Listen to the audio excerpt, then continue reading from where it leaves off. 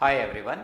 आज इस video lecture में हम इरोडोव का एक बहुत ही स्टैंडर्ड सा एंड चैलेंजिंग क्वेश्चन है, चेजिंग प्रॉब्लम वाला इसको आप क्वेश्चन कह सकते हो या कैट रैट क्वेश्चन भी कह सकते हो।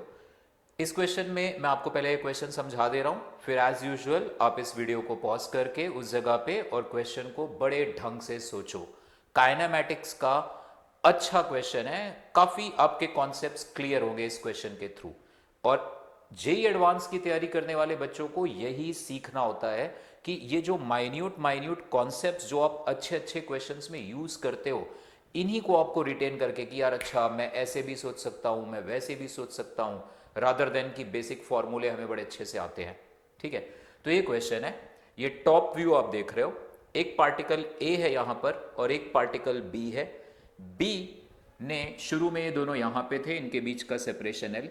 बी ने कांस्टेंट वेलोसिटी से ऐसे चलना शुरू किया स्ट्रेट लाइन में, स्पीड उसकी यू है, डायरेक्शन भी फिक्स है, स्पीड भी फिक्स है, कांस्टेंट वेलोसिटी से जा रहा है। ए की स्पीड फिक्स है, ठीक है, ए की स्पीड नहीं बदलेगी, बट ए की वेलोसिटी का डायरेक्शन हमेशा बी की ओर है। मतलब ये जो ए है ये बी को चेज कर रहा है। So A is always moving towards B, B की तरफ जा रहा है। ठीक है, बी मतलब वो पार्टिकल की तरफ। तो question is in how much time this A will catch be, और ये हमें क्वेश्चन में गिवन है कि जो v है वो u से बड़ा है। ऑफ कोर्स क्वेश्चन के एंड में, ये तो एरोडोव का क्वेश्चन है, क्वेश्चन के एंड में मैं इस क्वेश्चन को हल्का सा चेंज करूंगा, तो वो आप जरूर उसको आप अपने आप सॉल्व करना। अभी के लिए आप वीडियो को पॉज करो और इसको खुद से सॉल्व करने की कोशिश करो। ठीक है, मैं डिस्कस करता हूं अब। सो इट सेज दैट कि b कांस्टेंट वेलोसिटी से ऐसे बढ़ता जा रहा है, कांस्टेंट स्पीड से ऐसे जा रहा है। a कांस्टेंट स्पीड से जा रहा है बट इसका डायरेक्शन ऑफ मोशन ऐसे है, तो होगा क्या, ये b ऐसे आगे बढ़ता जाएगा और a ऐसे मूव करता करता करता करता आएगा एंड समवेयर हेयर ये इन दोनों का लेट्स से मीटिंग पॉइंट है। This is the meeting point. A ने बी को वहां पे कैच कर लिया और लेट अस से इस प्रोसेस में टाइम लगा कैपिटल टी। तो इसका मतलब ये जो डिस्टेंस है बी से लेके मीटिंग पॉइंट तक का डिस्टेंस, ये डिस्टेंस को मैं लिख सकता हूं यू कैपिटल टी। ठीक है, दिस इज द डिस्टेंस। अब अगर इसको मैं एक जनरल टाइम टी पे एनालाइज करना चाहूं, इस सिचुएशन पे मैं आता हूं बाद में। सो ये ए था, ठीक है, ये बी था, किसी जनरल टाइम टी पर ये यहां पहुंचा था और ए ऐसे कर्व पाथ में जाता जाता यहां पहुंचा था। इसके बाद इसने स्ट्रेट ऐसे जाना था लाइक दिस, इसने स्ट्रेट ऐसे जाना था और दोनों ने यहां पे मिलना था। तो किसी जनरल टाइम पर टी पर at this time T A यहां पहुंचा, बी यहां है, तो ए की वेलोसिटी का डायरेक्शन ऑफ कोर्स बी की तरफ होगा ऐसे v, और इस b की वेलोसिटी का डायरेक्शन इधर होगा, दैट इज u। ये एक जनरल टाइम पे सिचुएशन आ गई। ठीक है, ये v को मैं यहां से मान लो इस वक्त इन दोनों के बीच का डिस्टेंस ये मैं ले रहा हूं स्मॉल r। फाइन, तो अब कैसे सॉल्व कर सकते हैं हम इस जनरल टाइम इंस्टेंट पे। मान लेता हूं मैं ये एंगल है थीटा। ठीक है, यही आपने सीखना है। आप इस जगह पर भी चाहो तो वीडियो को पॉज करके दोबारा सोचो, मैं हिंट दे रहा हूं। Think of the motion along x axis for both, ये एक्स एक्सिस ले लो ऐसे। Think of the motion along y axis for this particle a. Also think about the approach velocity between the two. ये तीन बातों पे जरा अच्छे से गौर करो। ए के एक्स वाले मोशन के बारे में सोचो, बी वाले मोशन के बारे में सोचो, और इन दोनों के relative velocity along the line joining them. अगर ये यहां पर है, इसकी स्पीड v है और इसको मैंने आगे एक्सटेंड किया, दिस इज ऑल्सो थीटा ऐसे एंगल। तो अगर मैं आपसे कहूं कि इस मूवमेंट पे इन दोनों की अप्रोच वेलोसिटी क्या है, I want that approach velocity. Approach velocity होती है, ये यही बातों पे गौर करना, it is the relative velocity of the two particles along the line joining them.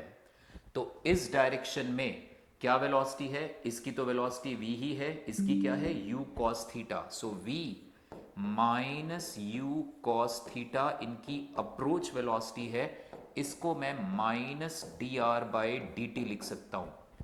मतलब ये वो वेलोसिटी है जो ये बता रही है कि इन दोनों के बीच का सेपरेशन किस रेट पर कम हो रहा है ना। आप ऐसे ऐसे कह सकते हो, ये v से जा रहा है, ये u cos थीटा से, ये dt टाइम में कितना आगे आएगा इस लाइन के अलोंग v dt, ये कितना इस लाइन के अलोंग आगे जाएगा u cos थीटा dt। तो v बड़ा है u cos थीटा से, तो इन दोनों के बीच का सेपरेशन कितना घटेगा, ये v dt आगे आया, ये u cos थीटा dt आगे गया, तो सेपरेशन कितना कम हुआ, v dt minus u cos theta dt। वो dt को इधर लाओ, वही चीज बन रही है, ठीक। सो dt को हम इधर ही ले आते हैं, तो ये आ जाएगा मेरे पास v dt minus u cos theta dt, this is equal to minus d r. यहां पे माइनस साइन मैंने इसलिए लगाया क्योंकि इन दोनों के बीच का सेपरेशन घट रहा है, तो डी आर एक नेगेटिव क्वांटिटी है, LHS में पॉजिटिव है, RHS में ये डी आर नेगेटिव है, तो नेगेटिव ऑफ नेगेटिव पॉजिटिव, ठीक। अब इसको जरा इंटीग्रेट कर दो, यहां पे इसे भी इंटीग्रेट कर दो, इसे भी इंटीग्रेट कर दो। यहाँ पे ये v तो कांस्टेंट है और लिमिट लो 0 से लेके कैपिटल T टाइम, जहाँ पे कैपिटल T इनका मीटिंग का टाइम है जो हमें ढूंढना है। तो ये भी लिमिट 0 से कैपिटल T, ये भी लिमिट 0 से कैपिटल T। तो ये तो v बाहर आ जाएगा, इंटीग्रल dt बन जाएगा t, माइनस u बाहर आ जाएगा, integration of cos theta dt from 0 to t। ये वैल्यू मुझे नहीं पता, ये इंटीग्रल बनेगा dr का r, और r पे लिमिट्स, r क्या है, इन दोनों के बीच का सेपरेशन। शुरू में वो सेपरेशन कितना था l, और बाद में वो सेपरेशन कितना हो गया 0, तो इस पे लिमिट्स आएंगी l से लेके 0 तक। तो यहां से ये क्या बन जाएगा हमारे पास, ये मेरे को नहीं पता, ये थीटा कैसे वेरी कर रहा है इसके बारे में मुझे नहीं पता। तो यहाँ पे अब थोड़ा सा आपको दिमाग लगाना पड़ेगा, यार इस थीटा का क्या करें, ये थीटा टाइम पर कैसे डिपेंड कर रहा है, या तो मुझे ये पता लगे, नहीं तो देखना एक बड़ी इंटरेस्टिंग अप्रोच आएगी, और ये आगे जाके एक बार फिर से एक क्वेश्चन में मैं सेम अप्रोच यूज करूंगा, आपको बताऊंगा उस वक्त कि इरोडोव के वो चेजिंग वाले प्रॉब्लम में हमने ऐसी अप्रोच यूज करी है। सो ये आ जाएगा equal to v t minus u integral 0 से t cos theta dt, that is equal to minus of 0 minus l, ये l बन जाएगा। तो यहां से मेरे पास v t minus u integral 0 to t cos theta dt, this is equal to l आ गया। So from this what I will get, this integral 0 to t cos theta dt, इसकी वैल्यू आ गई मेरे पास, इसको उधर ले जाऊं मैं, तो this is equal to v t minus l divided by u आ जाएगा, है ना। इसको उधर ले गए, एल को इधर, ये आ जाएगा, ठीक है। ये इसको मैं यूज करूंगा। तो यहां तक तो मैं पहुंच गया। क्या मैंने यूज किया concept, relative velocity of the two particles along the line joining them.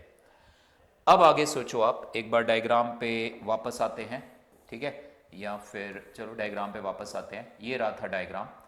अब अगर मैं इस पार्टिकल ए के एक्स एक्सिस वाले और वाई एक्सिस वाले मोशन के बारे में सोचूं, वाई एक्सिस वाले मोशन के बारे में सोचते हैं, तो ये v cos theta, sorry sine theta इसकी वाई एक्सिस की ओर वेलोसिटी है, तो this v sine theta, this I can write as minus of dy by dt ऐसे, या माइनस साइन चाहो तो आप हटा भी सकते हो, बिकॉज यहाँ पे y मैं उसका y एक्सिस के अलॉन्ग डिस्प्लेसमेंट लेके चल रहा हूँ। So this v sine theta is dy by dt, तो यहाँ से आ जाएगा dy, this dy is equal to v sine theta into dt आ जाएगा यहाँ से मेरे पास। This expression I can write as, इसको इंटीग्रेशन करेंगे हम दोनों साइड, ठीक है, यहां से, तो ये लिमिट आएगी 0 से कैपिटल T, और y पे लिमिट कहां से कहां जाएगी, ये यहां से, इसका जब ये यहां पहुंचा t टाइम में, तो y एक्सिस के अलॉन्ग इसका डिस्प्लेसमेंट कितना हुआ है L। पूरे मैकेनिक्स में, काइनेमेटिक्स में आप आप एक्सिस बाय एक्सिस सोचने की आदत डालो कि यार एक्स एक्सिस के अलॉन्ग मोशन कैसा हो रहा है, वाई एक्सिस के अलॉन्ग मोशन कैसा हो रहा है, फोर्स कैसे लग रहा है वाई एक्सिस के अलॉन्ग या एक्स एक्सिस के अलॉन्ग। यहां पे वाई एक्सिस के अलॉन्ग इसकी स्पीड किसी भी टाइम पे v साइन थीटा थी, उसको मैंने ऐसे लिखा, इंटीग्रेशन किया, ये लिमिट्स जाएंगी 0 से l, तो तुम्हें क्या मिलेगा, l is equal to v times integral 0 से t sine theta dt। But अपने को इसकी जरूरत नहीं है इस क्वेश्चन में, वो मैंने लिख दिया, हमें जरूरत पड़ रही है कॉस थीटा dt की वैल्यू की, क्योंकि वहां जो मैं पीछे इक्वेशन 1 बना के आया हूं वहां पे कॉस थीटा dt है। तो एक काम करते हैं, एक्स एक्सिस वाले मोशन के बारे में सोचते हैं, तो मैं ये वहीं लिख दूंगा, ये v cos थीटा को मैं लिखूंगा dx अपॉन dt, ये इसका x कॉम्पोनेंट ऑफ वेलोसिटी है, और कैपिटल T टाइम में इस पार्टिकल B का जितना डिस्प्लेसमेंट हुआ है u capital T, particle A का भी x एक्सिस के लॉन्ग उतना ही डिस्प्लेसमेंट हुआ है। तो I can equate the displacement of both the particles along x axis, तो उससे बस मेरा क्वेश्चन ये देखना सॉल्व हो जाएगा। ये मेरे पास इक्वेशन थी। अब मैं कहूंगा कि along x both have same displacement in time capital T, दोनों का डिस्प्लेसमेंट कैपिटल T टाइम में x के अलोंग सेम है। तो इस पार्टिकल A का कितना आएगा, इसका डिस्प्लेसमेंट आएगा v cos theta into dt का इंटीग्रेशन 0 से लेके t तक, और उसका डिस्प्लेसमेंट कितना आएगा पार्टिकल B का ut। तो क्योंकि दोनों मिल गए, यहां पे थे ऐसे, और उसके बाद ये स्ट्रेट चला और ये ऐसे चला और ये दोनों यहां पे मिले, तो दोनों का x एक्सिस के अलोंग डिस्प्लेसमेंट सेम है। सो v cos theta into dt क्या है, dx, displacement of the particle A along x axis. बस इससे यहां से मेरे पास वैल्यू आएगी, v को मैंने बाहर करा, सो v बाहर integration of 0 to t cos theta dt, this is equal to u capital T। तो यहां से मेरे पास integral 0 to t cos theta dt की वैल्यू आ रही है u capital T upon v। ये वैल्यू को मैं उठा के इस पहली इक्वेशन में यहां पर मैं सब्सटीट्यूट करूंगा।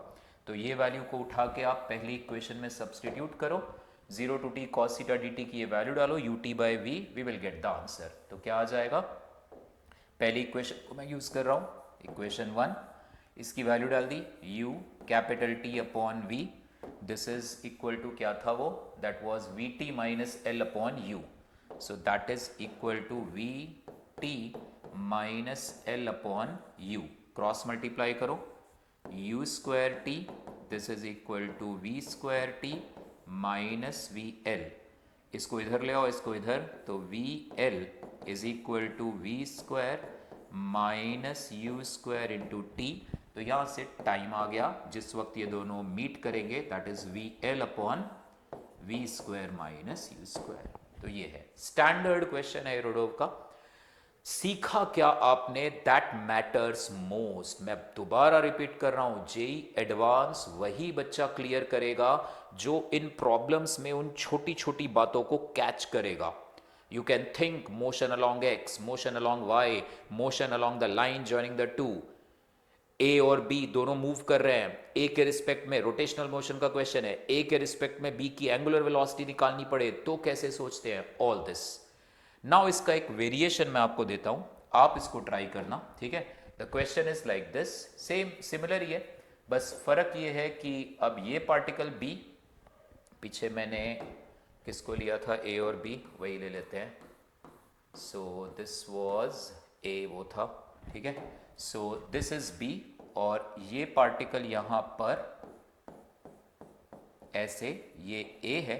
सिमिलर क्वेश्चन है, बस फर्क इस बार ये है कि इसकी स्पीड v और इसकी स्पीड भी v है, दोनों की इस बारी स्पीड मैंने सेम ली। देखो सीधी सी बात है, A को अगर B को पकड़ना था तो A की स्पीड B से ज्यादा होनी चाहिए, तो साफ बात है, क्योंकि B का तो सिर्फ x पे डिस्प्लेसमेंट हुआ है, A का तो x पे भी हुआ है, y पे भी हुआ है। लेकिन इस बार दोनों की स्पीड सेम है, तो अब तुम्हें यह बताना है कि what will be the, question नोट कर लेना, if both are having same speed rest all information is same. A हमेशा बी की ओर चेस करता हुआ भागेगा और बी हमेशा ऐसे भागेगा। What will be the minimum separation between the two after some time, या मतलब simply what will be the minimum separation between the two. ठीक है, पहले आप इस पे दिमाग लगाओ, मैं अगले वीडियो में आपको इसका सोल्यूशन दूंगा। अगले वीडियो में एक और क्वेश्चन डिस्कस करूंगा, चेजिंग का ही सर्कुलर मोशन पे बेस्ड है, कि एक पार्टिकल ऐसे सर्कल में घूम रहा है लाइक दिस, दूसरा सेंटर से चला, ये सर्कल में घूम रहा है ऐसे, इसकी स्पीड है मान लो ऐसे u, इसकी स्पीड हमेशा इसकी ओर है v। ठीक है, इस तरह से ए बी और ये सर्कल का सेंटर है o, इस पे भी चेजिंग वाला अगले वीडियो में मैं आपको क्वेश्चन दूंगा। फिलहाल के लिए आप इसको सॉल्व करके आंसर निकालो, कमेंट करो कि आपका आंसर क्या आया, अगले वीडियो में मैं डिस्कस करूंगा। ओके।